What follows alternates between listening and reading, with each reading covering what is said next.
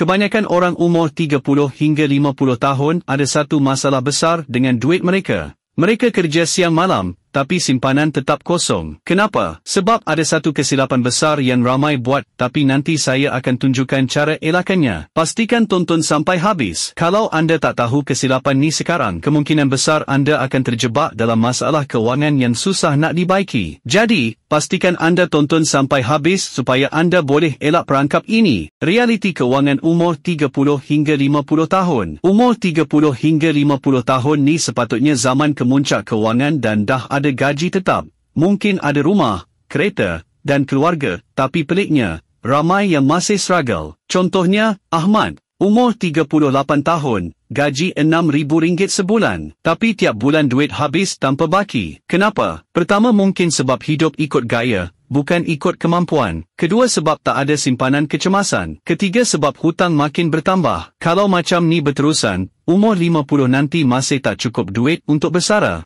Bayangkan, kerja bertahun-tahun tapi akhirnya masih tak cukup duit nak hidup tenang. 5 langkah stabilkan keuangan. Jadi, macam mana nak keluar dari perangkap ni? Ini 5 langkah yang orang umur 30 hingga 50 tahun mesti buat sekarang juga. Pertama, kira net worth anda sekarang. Ramai orang tak tahu berapa nilai bersih keuangan mereka sendiri. Ini macam nak pergi melancong tapi tak tahu baki duit dalam akaun bank. Mudah saja, kira aset duit, rumah, kereta tolak hutang. Jawapannya bersih atau negatif. Kalau negatif, ini tanda bahaya yang anda kena ubah cara urus duit sekarang. Keudah potong perbelanjaan yang tak perlu. Nak tahu cara paling cepat simpan duit? Potong benda yang tak perlu. Contohnya gym membership tapi jarang pergi. Cancel. Atau langganan Netflix, HBO serentak. Pilih 1J. Makan luar tiap minggu. Masak sendiri lebih jimat. Kalau anda berjaya potong RM500 sebulan, dalam setahun dah ada RM6,000 tambahan dalam akaun bank. Ketiga, jangan bergantung 100% pada gaji. Banyak orang silap bila fikir, aku ada gaji yang cukup dah untuk sebulan. Tapi apa jadi kalau hilang kerja esok? Jadi, kau kena mula sekarang untuk bina pendapatan kedua. Contohnya jual produk digital, melabur dalam saham atau hartanah dan buat kerja freelance.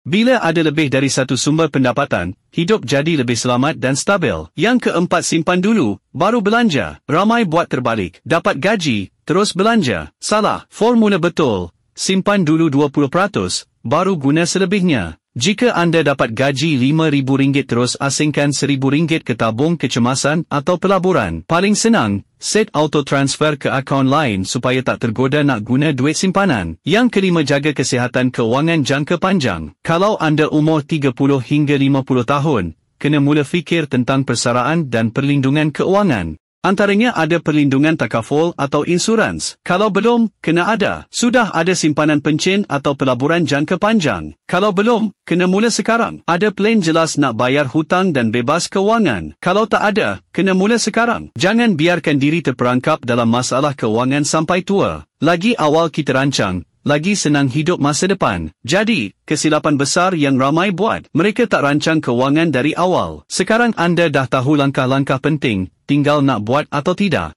Jangan biarkan hidup anda dikawal oleh hutang dan kekurangan simpanan dan mula bertindak sekarang. Saya nak tahu pendapat korang. Apa cabaran keuangan terbesar yang anda hadapi sekarang? Hutang atau simpanan? Komen di bawah. Kalau nak lebih banyak tips keuangan macam ni, subscribe sekarang dan tunggu video seterusnya hari esok. Kalau korang tak subscribe, kemungkinan besar kita tak akan bertemu lagi. Semoga anda dimurahkan rezeki untuk yang dah subscribe. Jumpa dalam video seterusnya. Sebaik-baik perancangan manusia, tetap perancangan Allah yang lebih sempurna. Segala puji bagi Allah, Tuhan sekalian alam.